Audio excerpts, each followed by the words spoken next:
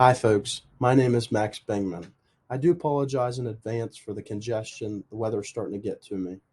Higher education, whether that be at a university or vocational school, has become commonplace for many.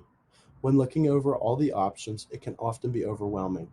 Today, I will help navigate and explain what to look for when deciding where higher education will take place, whether that be through the requirements of the school, looking at the unique opportunity the school provides for you, and seeing if financially the program will work out. To begin, a very critical step deciding where you want to further your education is looking at the metrics and requirements for that school. If you plan on attending a university, it's always a smart idea to look at average SAT or ACT scores required for the school and any GPA requirements there may be.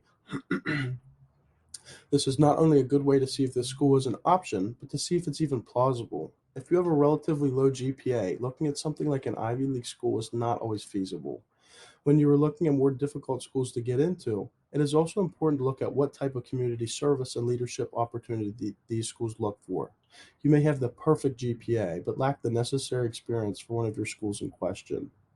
Another aspect to look at are the opportunity these schools provide for either a VOTEC or a university to see if they offer the subject you're trying to learn. If you're dead set on welding and choose a vocational school that does not provide welding, you want to investigate other options.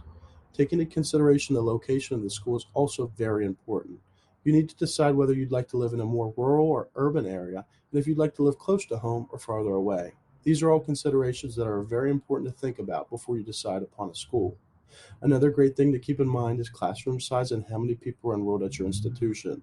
West Virginia class sizes are a little bit larger as opposed to a smaller university. There are pros and cons with both, but what matters most at the end of the day is whatever style works best for you. Finally, are the financial aspects of higher education and can often be the most daunting. When looking into the price of your schooling, it is always important to look at every aspect and not just the tuition.